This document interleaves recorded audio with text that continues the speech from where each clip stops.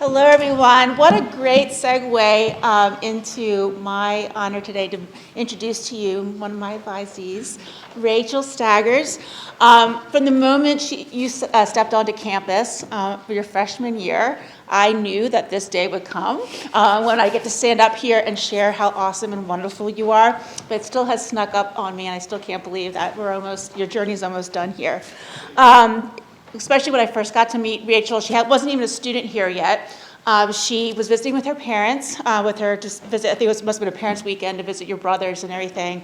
And even then, I knew she was someone special that was going to do awesome things here.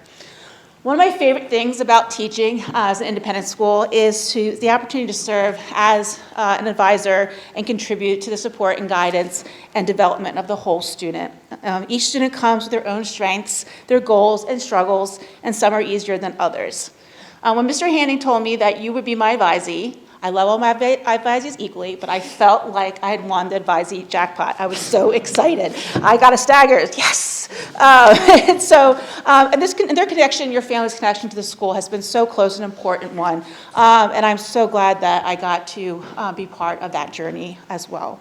And watching you grow into the amazing young woman you are today.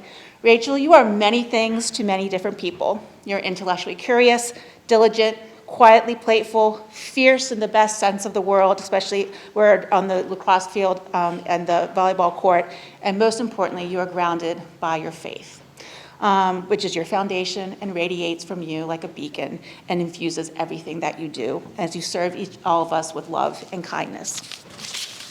All of these things are going to serve you well as you go on to your next adventure on your journey in adulthood and college. And this foundational core will serve as your compass and will help you navigate the days and years ahead.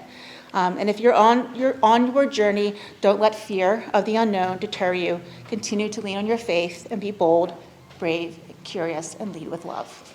Congratulations. Hello. If you've never seen me before, I'm Rachel. Nice to meet you. I want to start by expressing my gratitude. To Dr. Nealis for being my cheerleader for forever. I don't recall a time where you haven't supported me. To my family for being my constant and my safe place. To my parents for making a home and a house and managing to love all 8 of us uniquely.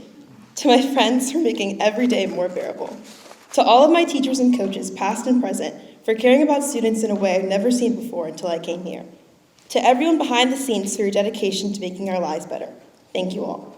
And to all the people who want specific shout-outs, you've asked the wrong person. I came to VES so that I could escape. No longer did I want to coexist with friends who weren't really my friends or wallow in self-pity in my house. I wanted freedom, so I came here, leaving my community bereft of a goodbye. I did not exactly find what I was looking for. Sure, I had fun and I made friends, but it came with other things too, and I'm not talking about quarantine. I could see the shadow of the legacy of my last name. It was everywhere and it had touched everything. To me, it was like a ghost. For a long time, I held feelings of resentment and dread towards VES for a reason I could not identify. When I was home, I felt a grip around my spirit loosen and all the stress fading away. So what was it about here that made me not want to come back? Truthfully, in my experience, there have been points where I felt like a sponge, having the life in me wrung out faster than I could keep up. I hadn't gotten used to people requiring things of me, and it seemed like they could never get enough of me. It was like every day, whether good or bad, everyone expected me to act the same. Plus, there was all the pressure I put on myself to be everything I thought everyone wanted me to be. I psyched myself out with the thought that there are eyes on me at all times, like audience members in a theater awaiting a stellar performance.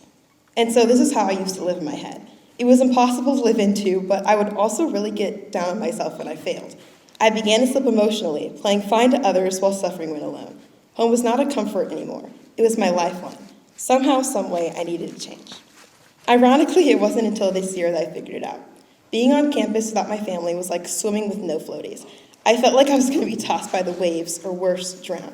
So I forced myself out of my comfort zone to do the unthinkable, lean on others. Even while my siblings were here, I never actually leaned on them. I was too independent and desperate to forge my own path. But now, standing here today, I can say that it is okay to be dependent on others, to have needs, and to give yourself grace. It took me a long time to realize that I was the only one who knew me and didn't give myself grace. So be encouraged in the fact that there's no reason to be burdened by things that won't last forever. Thank you.